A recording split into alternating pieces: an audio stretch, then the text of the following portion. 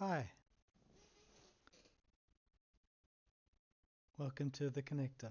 Today's podcast is going to be a subject dear to all of our hearts and often the cause of some of our greatest frustration. If you've ever been in a relationship, you probably know what we're going to be talking about, and that's feeling loved. So it's easy to be in a relationship. You can be around someone, you can be at a business, you can be in a club, you can be in a family, but nowhere in life does we find the most joy and the most challenges than when we dip into intimate relationships. And that's where we'd like to head today. What does that mean? Intimate relationship is a different relationship than most of the rest. It's one where we're sharing a level of ourselves that is deeper than we share with mere acquaintances or friends or those we share spaces or activities with. This person we gets to know us intimately. What does that mean? They get to know what we fear, what we love, what drives us crazy, what drives us happily mad, what drives us sadly mad, what quirks we have, what things we hide from the world as coping mechanisms, what things we hide from the world that are our greatest gifts. Because they're with us almost every day. This, though, when this is working, it's amazing. And often, in the beginning of relationships and those that are intimate relationships, there's energy and excitement, and there's all our needs are being met, which is a whole nother podcast, but that's quite interesting. But then as it goes along, things seem to shift. Sometimes it's minutes, sometimes it's days, hours, weeks, months, or years down the track. And people use terms like, oh, I fell out of love, or it just didn't work out, or oh, we just weren't right for each other. And while sometimes that's true, sometimes two partners still deeply love each other, but they feel like something's missing. They want to have more than they have, but they're not sure where to start. And that's where today's podcast comes in. What we're going to look at today is a thing called the four levels of love. What does that mean? Whenever we go into a relationship and as we progress through life, we love in different ways. Being able to know where we are on these levels can also give us a hand up into how we can shift things. It's kind of an overarching model that looks at how we're approaching a relationship rather than just the techniques and tips which you can trawl the internet for and get hours of endless things, which sometimes work and sometimes don't. And it's often about where we are in these four levels that makes a difference. So you're like, what are these four levels? So level one, the first level of relationships is when we're meeting our own needs first. We can sort of label this as the selfish level. It's all about what am I getting? What's in this for me? And as a easy reference, a baby is one that really meets this lead. When it wants something, it cries. When it needs something, it cries. When it's happy, it laughs. When it's not happy, it cries. So it's all about meeting its own needs, and that's perfectly normal. But sometimes people can walk into relationships, intimate relationships, and it end up the same way. It's all about me. What is this person giving to me? And when a relationship's based on that, as long as one person is giving and the other person's taking, it'll work. But there's a time where things become shift and become unbalanced. And what happens then?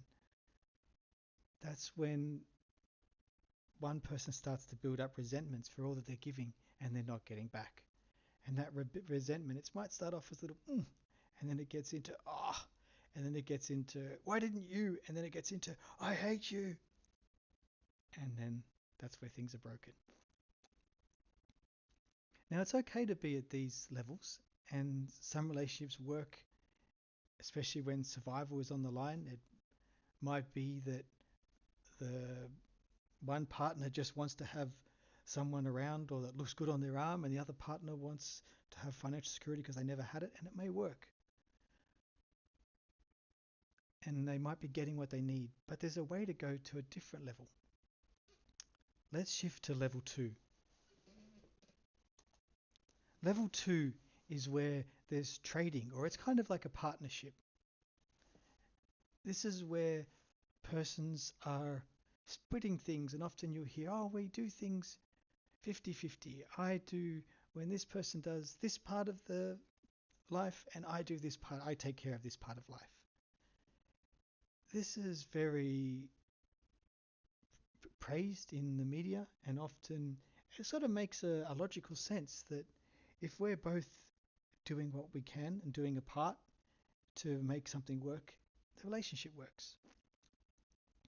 Where this becomes a bit of a challenge is that for as long as we're managing the relationship based on I do this, you do that, we can kind of call this horse trading. If you do this for me, I'll do that for you. What happens when one partner gets sick, or one partner's workload increases at work, or other things change where we feel like we're not meeting each other 50-50? Then again, then the resentment starts to build up. Is for as long as we're trading in a relationship, and there's a measurement going on, love is going to have a problem flourishing. It may work, and it's a stage that might be accessible and useful at stages. But if that's where we live at level 2, there's going to come a stage where it becomes unfulfilling. And often, in order to meet the other person's at halfway, we give up a part of ourselves. And then people lose the energy and polarity that made the relationship work in the first place. So then there's a next step. So what is this next step? So then we can move to level 3 relationship. This is where we move to unselfish love. This is where we give without expectation. Now there's a difference between the person giving at level 1 where the other person's taking, and where both partners are giving unselfishly, which is the difference in level 3. A good way to describe this, because it might seem, oh, I don't know if I could ever get to this level. It's really where your needs are my needs. When meeting your needs lights me up, it lights up my soul. And this is where love starts to really flourish. Because when we notice that our partner is challenged in some way, rather than, oh, you have to change so I can be happy and safe again, we realize that we're in this together, that being able to be there for them at this time, and them recognizing that and being the same for us. Not because they're getting something or they know that they're going to get something, but because when they see us progressing or being supported, it brings joy to them. And we might come back to this in a second, because being able to sustain a relationship in this area is where coaching can be really beneficial. Because oftentimes we get caught by the challenges of life and we hunker down, sometimes due to past challenges, and settle into I'll just do the minimum I can to get by. And then we forget to ask what we need from our partner, or would really light us from a partner, or we expect them to know it, and this leaves us stuck. Whereas when we can learn to share, and there's interesting strategies we can go through to get to that point, when we can realize how we can meet our partner's needs in the deepest level, And that comes back to the me knowing and meeting their six human needs, which is a whole other cool podcast. We can know that the way we are supporting our partner also lights us up, and vice versa. It becomes an upward cycle. And there's four levels mentioned. The next level of love is level 4 love, which is kind of a encompassing love. It's more of a universal love, a love which encompasses and reaches out to even those who have caused you harm or dislike you. This is usually not as much in an intimate relationship, but there's some people who work towards and manage to develop into this sort of relationship. It's something that is enjoyable and something that some people strive for. And we put it in here just in case some people noticing, well, for completeness, there's another kind of love as well and you haven't touched on it.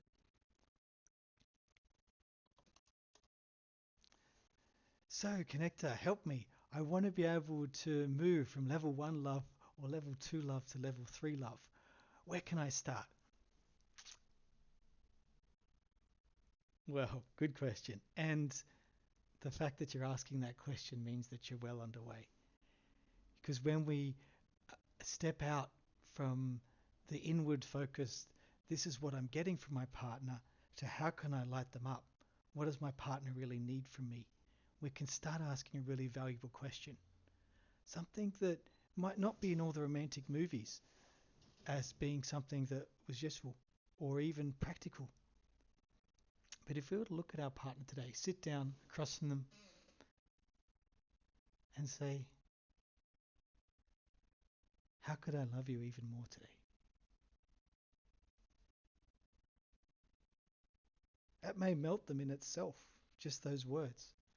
But it would also give you insights into how they translate what happens into love in their own mind. That way we can know right now, today, where they stand, what do they intimately need? And many people have never been asked this question. And then, if you're a guy, listen, because often we think, I've just got to fix this something or other. But listen to what your partner is saying to you.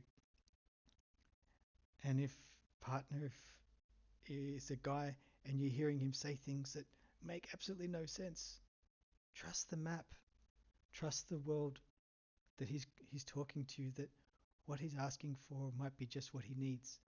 I remember listening to a gentleman describing this, and he was talking about, he had this discussion with his partner, and he was saying, I really need to feel that you respect and appreciate what I do.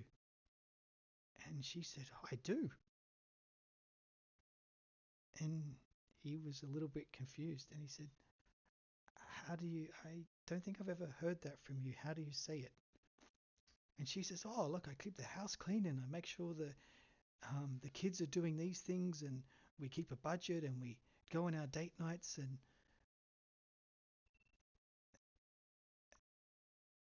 he looked at me and goes, I love you and the way you do these things, but I'd love to hear from your mouth that you appreciate me. And this was a surprise to her because she didn't think that this was something he needed. And when they discussed it, they had a really in-depth discussion, not only about the fact that he needed to hear it, but she said, I'm not sure that I know how to say that to you.